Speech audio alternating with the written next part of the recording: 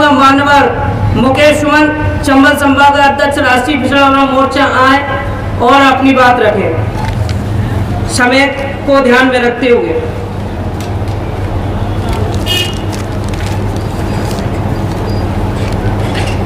सबसे पहले मैं अपनी बात रखने से पहले मूल्यवासी बहुजन समाज में जन्मे सभी महापुरुष संत गुरु वीर वीरांगनाओं को विनम्र अभिवादन करते हुए आज के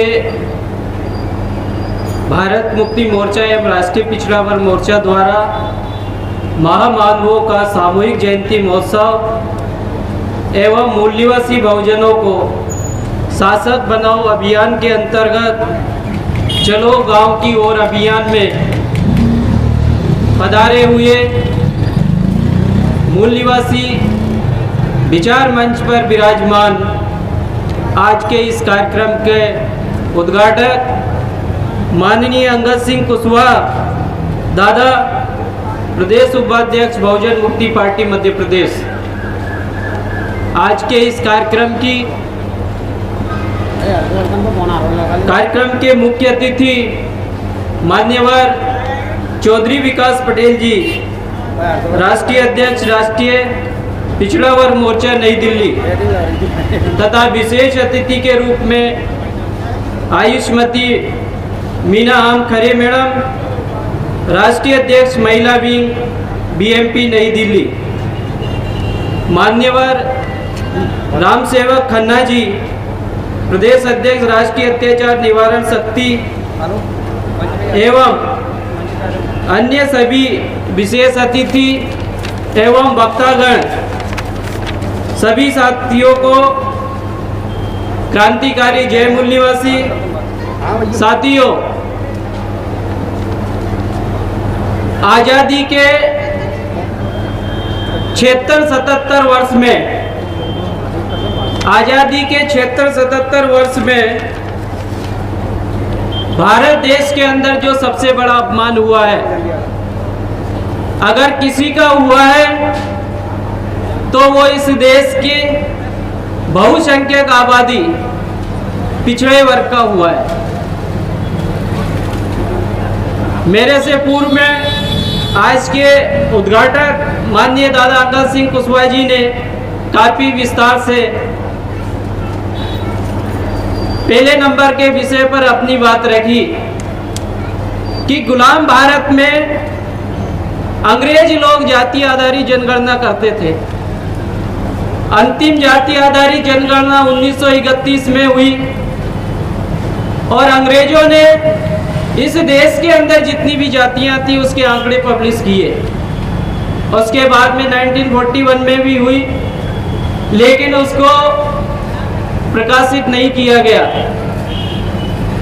तो साथियों, प्रिय ओबीसी बंधुओं, आपको इस बात को समझने की आवश्यकता है कि जब गुलाम भारत में अंग्रेज लोग पिछड़े वर्ग की देश में जितनी भी जातियां हैं उसकी जाति आधारित गिनती करते थे, लेकिन आजाद भारत में ऐसी कौन सी परिस्थिति परेशानी निर्माण हो गई है कि सरकार ओबीसी की गिनती करने के लिए तैयार नहीं है।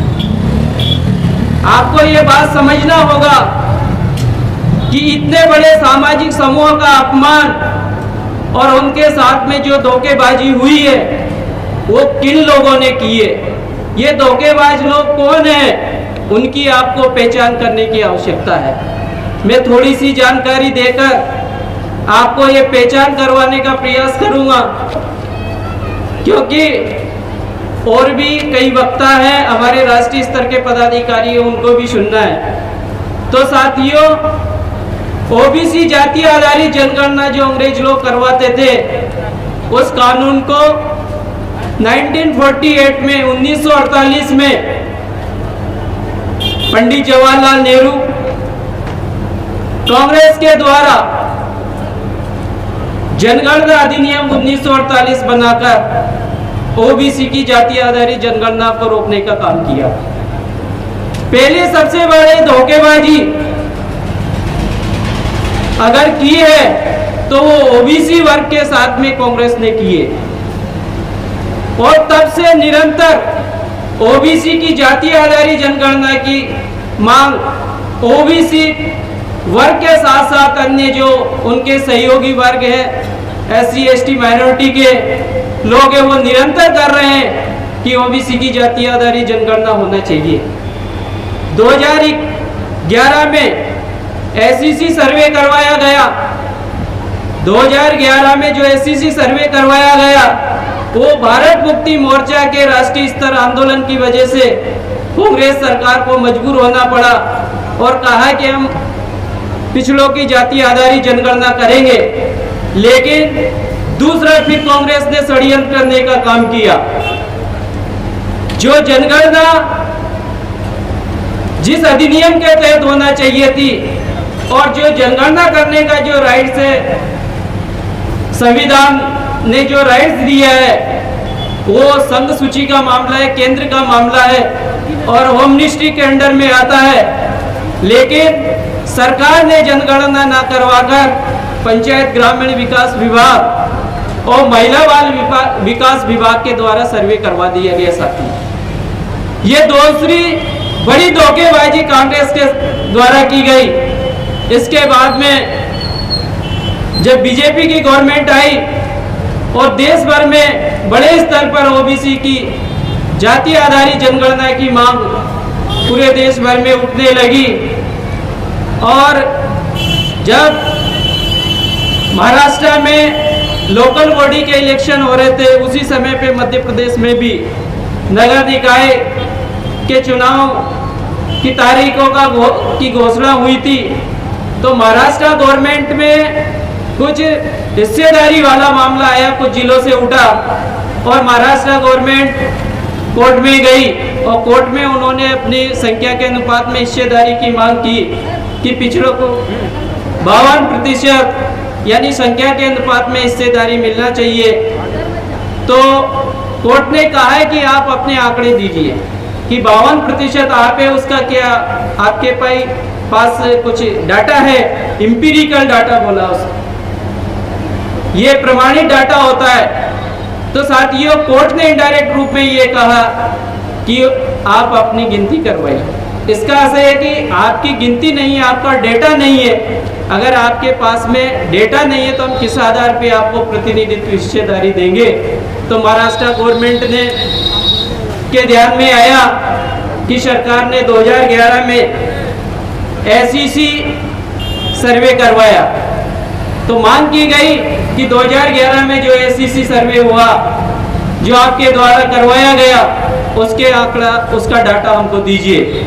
तो साथियों, केंद्र सरकार ने देने से मना कर दिया कि उस सर्वे में कई तरह की त्रुटियां हैं और ये डाटा हम आपको नहीं दे सकते।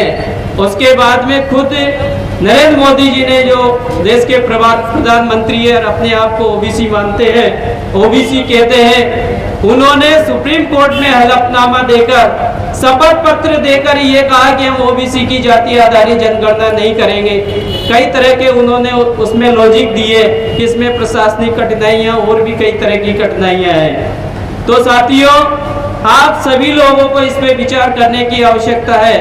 देश का सबसे बड़ा वर्ग, पिछड़ा वर्ग, लगभग अभी 60-65% अगर जनगणना होती है तो इसका परसेंट इतना निकल कर आ सकता है। इतने बड़े वर्ग की देश में जो अभी सरकार बैठी है, भारतीय जनता पार्टी है, वो इस देश के इतने बड़े वर्ग को गिनने के लायक भी नहीं समझती है। आप अपने आप में इस अपमान को महसूस करते होंगे या नहीं करते होंगे, लेकिन आपको इस पे आज विचार करना है, चिंतन मनन करना है कि इस देश में, आजाद भारत में आपकी जो स्थिति है वो गिनने लायक भी नहीं है। साथियों, समय को ध्यान में रखते हुए मैं अपनी बात को यही विराम देता हूँ। आप लोगों ने मुझे ध्यानपूर्वक सुना, उसके लिए बहुत बहुत आभार, धन्यवाद। पुनः सभी को जय मूल निवासी। इसी के साथ साथियों, मैं आपसे अपील करता हूं कि आप हमारे चैनल पर नए हैं तो हमारे चैनल को सब्सक्राइब करें, लाइक करें, कमेंट करें और सभी दोस्तों में शेयर करें। साथियों, चैनल को सब्सक्राइब करने के बाद में ऑल नोटिफिकेशन दबाना ना भूलें, ताकि आपको हमारे सभी वीडियोज़ की नोटिफिकेशन मिल सके। धन्यवाद साथियों।